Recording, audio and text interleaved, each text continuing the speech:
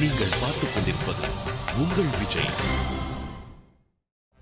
28 வயதுக்கு பிறகு திருமணம் செய்வதில் இருக்கக்கூடிய சிறப்பு என்று நீங்கள் என்ன பார்க்கிறீர்கள்? I got married when I turned 24. சரி. I was able to run my family quietly. Aha. Through advice of my parents, especially my mother. Okay. என்னுடைய அனுபவத்துல 30 தொட்ட பிறகுதான் மனைவின்னா என்ன நேசிக்க ஆரம்பிச்சேன் நான். வாழ்க்கைனா என்னன்னு எனக்கு தெரிஞ்சது எனக்கு. லைஃப்னா என்ன ஏது அப்பதான் என்னோட ஒய்ஃப் என்ன she started to love me. So 30 years till then we were enjoying, just we didn't fight. நான் எங்கள்ட்ட இஷ்யூஸ் ஏதோ பிரச்சனை எல்லாம் எதுவும் இருந்தது, அதெல்லாம் ஒன்றும் கிடையாது. 30th பிறகு தான் ரொம்ப நேசிச்சேன், அவங்களும் ரொம்ப நேசிச்சாங்க. எனக்கு எல்லாமே எனக்கு தெரிஞ்சது வாட் இஸ் லைஃப். ஆட்டோமை கொடுங்க, சாட்டை கொடுங்க. நான் 24 வயசுல கல்யாணம் பண்ணேன். பட் அந்த ரெஸ்பான்சிபிலிட்டி, லவ் அண்ட் அஃபெக்ஷன்ங்கிறது எனக்கு ஒரு 27-28க்கு மேல தான் புரிய ஆரம்பிக்குது அப்படிங்கிறாரு அவர். அவர் எக்ஸ்பீரியன்ஸ் இருந்து சொல்றாரு. அதாவது நான் எனக்கும் 26ல மேரேஜ் ஆச்சு. நான் என்னோட வைஃப் டே 1ல இருந்து லவ் பண்ணிட்டு இருக்கேன். It's fact. நான் இந்த வந்து இதுக்கோசம் சொல்ல, இன்னைக்கும் லவ் பண்ணிட்டு தான் இருக்கேன்.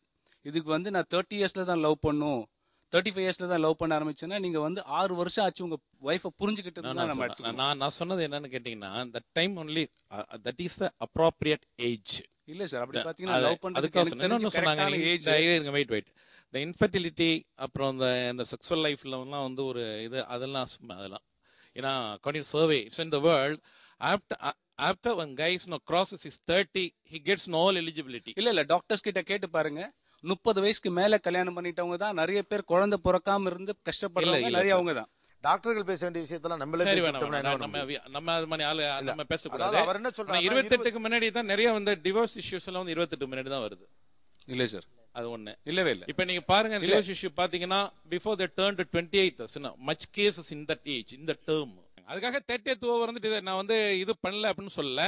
ஆனா ஜாஸ்தியா இருக்காங்கன்னு கேட்டீங்கன்னா பிஃபோர் they reach 28 அது இருக்காங்க. அதுக்கு என்ன நீங்க என்ன சொல்றீங்க? அவர் சொல்ற அந்த பாயிண்ட் வந்து ஓரளவு வேலிட் தான். ஏன்னா அந்த பிஃபோர் 28 தான் அந்த உடனடியாக டிவோர்ஸ்க்குலாம் போறது, அந்த மாதிரியான முடிவுகள்லாம் எடுக்கிறாங்க. டேட்டா வைஸுமே ஓரளவு கிட்டத்தட்ட அது ரைட்டு தான். இதுக்கு யார்ட்ட பதில் இருக்கு? அவர் என்ன சொல்ல வர்றாருன்னா, புரிந்து கொள்ளுதலுக்கான வயது, விட்டு கொடுத்தலுக்கான உண்மை, அது லவ் பண்றதுக்கு வயசு வேணாம். ஆனா ஒரு பெண்ணை அவளுடைய பார்வையிலிருந்து என்னுடைய ஈகோலாம் விட்டுட்டு அவளை ஒத்துக்கிறதும் ஏத்துக்கிறது, ஆண் வந்து அதே மாதிரி ஏத்துக்கிறது புரிஞ்சுக்கிறது, அதெல்லாம் ஒரு 28 வயசுல தான் வரும்.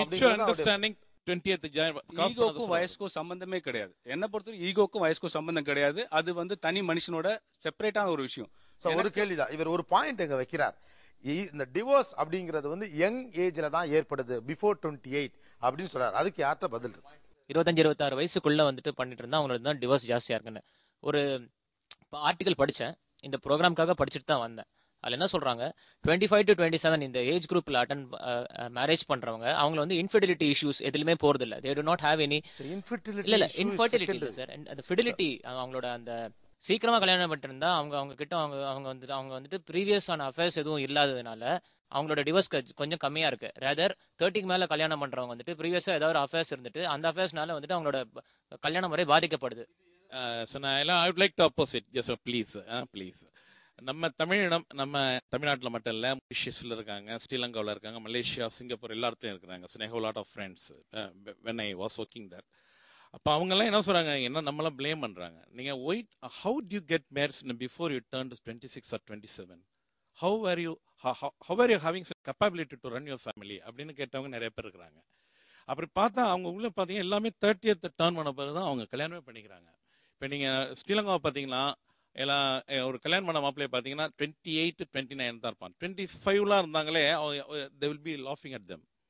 எஸ், மலேசியாவில் அப்படிதான். நீங்க மலேசியாவில் பாத்தீங்கன்னா 30, நம்ம இனத்தை பார்த்தோம், மற்ற ரேஸ்க்கெல்லாம் போவேன். நம்ம தமிழ் இனத்துல 30th டர்ன் பண்ண பிறகுதான் அவங்க கல்யாணம் பண்ணிக்கிறாங்க. நான் கூட கேட்டேன் என்னன்ட்டு, எனக்கெல்லாம் நான் 24 வயசுல கல்யாணம் பண்ணிக்க போறேன், எங்க வீட்டுல லெட்டர் திருமணம் போறப்பாங்கன்னா இல்ல அது நீ பண்ணிக்கனே, ஆனா நீ அதை உணர்வாய், நீ ஒரு 30க்கு பிறகு அது எப்படி ஃபேமிலி ரன் பண்றதுங்கெல்லாம் அதுக்கு தான் வரும். அதனால எங்க இதுல நாங்க அப்படி பண்ணிக்குவோம்.